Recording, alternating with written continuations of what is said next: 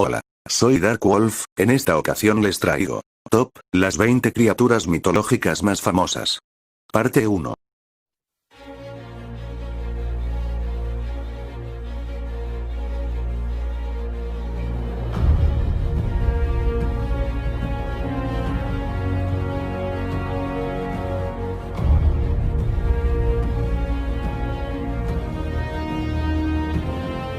Criatura mitológica. ¿Qué es una criatura mitológica? Según Wikipedia, una criatura mitológica es una criatura legendaria o folclórica. Algunas criaturas tienen su origen en la mitología tradicional y se creía que eran reales. Otras se basaron en criaturas reales, originándose en confusas historias de viajeros. Después de escuchar esto, las puertas de este top irán desde los más famosos hasta los menos famosos de estas criaturas. Número 1. Hombre lobo o licántropo. El hombre lobo, también conocido como licántropo, es una criatura legendaria presente en muchas culturas independientes a lo largo del mundo.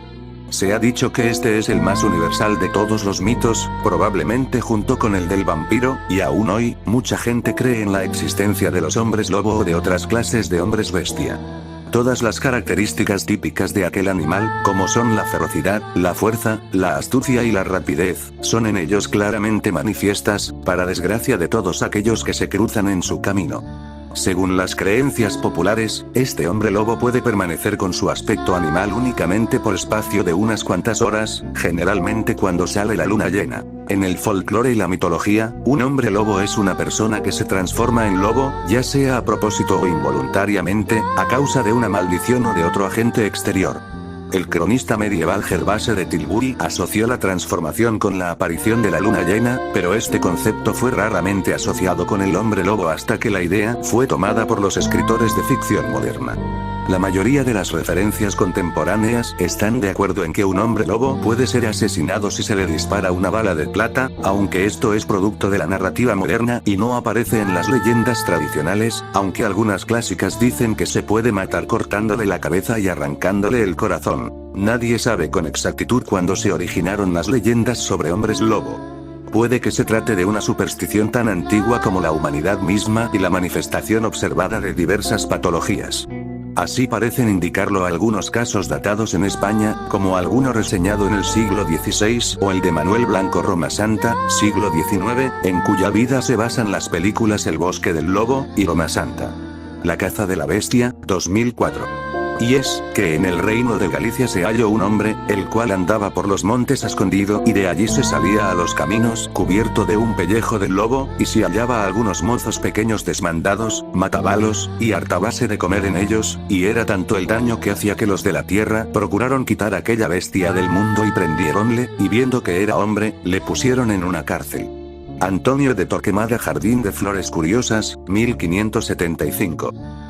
Teoría sobre su origen. Se ha propuesto una teoría reciente para explicar los episodios de hombres lobo en Europa durante los siglos XVIII y XVI.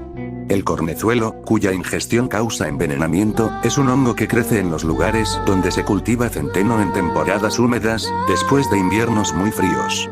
El envenenamiento por cornezuelo normalmente afecta pueblos completos o por lo menos las áreas pobres de los pueblos, provocando alucinaciones, histeria colectiva y paranoia, así también como convulsiones y en algunas ocasiones la muerte. El LSD se deriva del cornezuelo. El envenenamiento por consumo de cornezuelo se ha propuesto como causa de los individuos que creían ser un hombre lobo, o de todo un pueblo que creyó haber visto a un hombre lobo. Como la mayoría de los intentos de usar la ciencia moderna para explicar creencias religiosas y folclore, esta teoría es controvertida e insatisfactoria. Por ejemplo, no explica por qué los brotes de histeria sobre brujería y las leyendas de transformaciones en animales que existen alrededor del mundo, incluyendo en lugares donde no hay cornezuelo del centeno. La histeria y la superstición han existido a través del mundo por toda la historia registrada, y, generalmente hablando, el envenenamiento por consumo de hongos no es la razón de todos estos acontecimientos. Similarmente, algunos investigadores modernos han intentado utilizar condiciones tales como rabia, hipertricosis, crecimiento excesivo del pelo sobre el cuerpo entero, o porfiría, un desorden enzimático con síntomas que incluyen alucinaciones y paranoia, como explicación para la creencia del hombre lobo, aunque los los síntomas de esas dolencias no emparejan completamente con el folclore o la evidencia de los episodios de histeria colectiva. También existe un raro desorden mental llamado licantropía clínica, en la que la persona afectada tiene una ilusoria creencia de que él o ella se está transformando en otro animal, aunque no siempre es un lobo o un hombre lobo. Otros creen que las leyendas de hombre lobo nacieron como parte del chamanismo y tótems, animales en las culturas primitivas basadas en la naturaleza. El término teriantropía ha sido adoptado para describir un concepto espiritual en el que el individuo cree que él o ella tienen el espíritu o alma, en su totalidad o en parte, de un animal no humano. A mí en lo personal, esta es mi criatura favorita, junto con los zombies y el dragón. El puesto que mora en el número 2, es nada más y nada menos que el vampiro. Un vampiro es, según el folclore de varios países, una criatura que se alimenta de la esencia vital de otros seres vivos, usualmente bajo la forma de sangre, para así mantenerse activo. En algunas culturas orientales y americanas aborígenes, el vampiro es una deidad demoníaca o un dios menor que forma parte del panteón siniestro en sus mitologías. En la cultura europea y occidental, así como en la cultura global contemporánea, el prototipo de vampiro más popular es el de origen eslavo, el de un ser humano convertido después de morir en un cadáver activo o reviviente depredador chupasangre.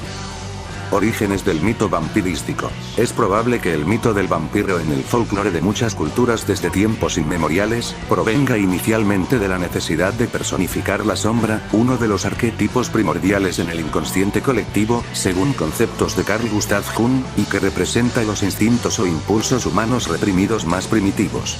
Así sería la encarnación del mal como entidad y una representación del lado salvaje del hombre o su atavismo bestial, latente en su sistema límbico y en conflicto permanente con las normas sociales y religiosas. Pero el mito, como es conocido en nuestros días, además del citado temor a los bajos instintos, es también una combinación compleja de varios temores y creencias humanas que incluyen la atribución a la sangre de ser fuente de poderío o vehículo del alma, el temor a la depredación y a la enfermedad o a la muerte y a su expresión más palpable como es el cadáver, así como a la fascinación temerosa por la inmortalidad y el instinto de supervivencia. Algunos estudiosos sugieren que el mito del vampiro, sobre todo el que se popularizó en Europa después del siglo XVII, se debe en parte a la necesidad de explicar, en medio de una atmósfera de pánico colectivo, las epidemias causadas por enfermedades reales que asolaron Europa, antes de que la ciencia lograra explicarlas racionalmente. Características. La descripción de estas criaturas varía según el folclore de cada región. Además, la mayoría de atributos de un vampiro según la cultura contemporánea provienen de la literatura, sobre todo de la novela Drácula y las películas basadas en ella, así como de los cómics y videojuegos, a veces contradiciendo la naturaleza primordial del vampiro tradicional original. Por eso, de las siguientes características, solo algunas son las esenciales o comunes en el folclore general o como parte de las creencias de ciertas regiones. Otras son inventadas por los novelistas y libretistas de cine o diseñadores de videojuegos. Fueron humanos, pero ahora están en un estado intermedio entre la vida y la muerte, de ahí que se les llame no muertos, revivientes o redivivos. Esta naturaleza determina su aspecto físico básico. Entre los eslavos, griegos y pueblos de Europa del Este, un cadáver desenterrado era considerado vampiro si su cuerpo parecía hinchado y le salía sangre, presuntamente de sus víctimas, de la boca o la nariz. También si notaban que sus uñas, pelo y dientes eran más largos que cuando había sido enterrado e incluso poseía un aspecto más saludable de lo esperado, mostrando piel sonrosada y pocos o ningún signo de descomposición. En Transilvania, Rumanía, se consideraba que los vampiros eran flacos, pálidos, y poseían unas largas uñas y largos y puntiagudos caninos, colmillos.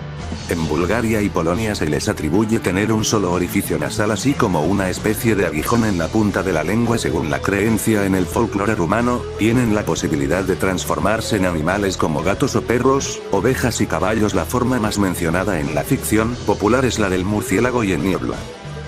A mí en lo personal no me gustan mucho los vampiros. El único vampiro que me ha encantado su estilo y la forma de cómo representa a los de su especie es Alucard, de Hellsing. Número 3. Ángeles.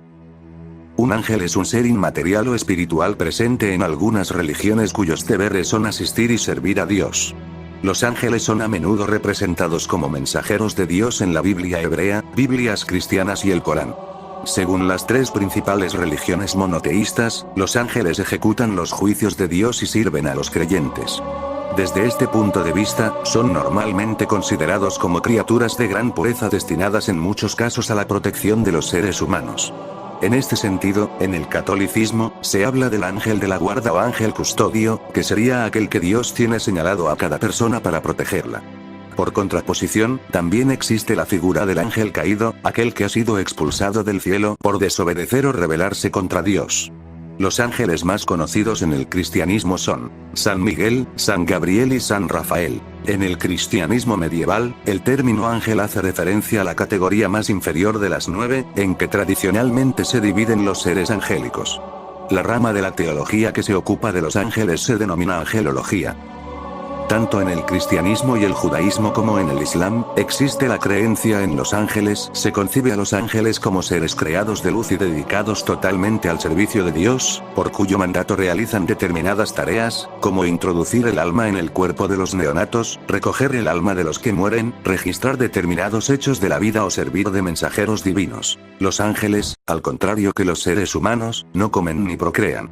Pueden adoptar apariencia humana y generalmente se les describe como seres extraordinariamente bellos. El puesto número 4 se lo llevan las sirenas.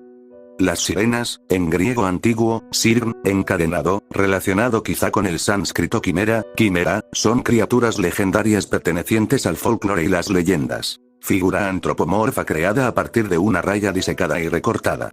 Museo de Mashhad, Irán. Aunque en un principio se mostró como híbridos de mujer y ave con que los egipcios simbolizaban a Ba, posteriormente la Iglesia las convirtió en representantes de la voluptuosidad y asimiló sus cantos con el atractivo de las falsas doctrinas.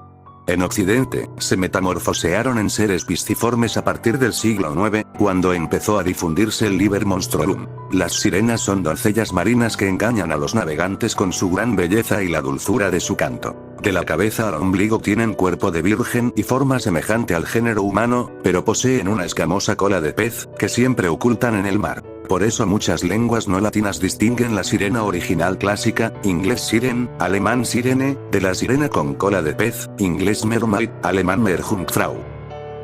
Su tipología es variada, por regla general son sirenas de tratamiento naturalista, hermoso rostro y largos cabellos, que en muchas ocasiones sostienen instrumentos musicales o se dedican a acariciar sus cabellos en actitud coqueta.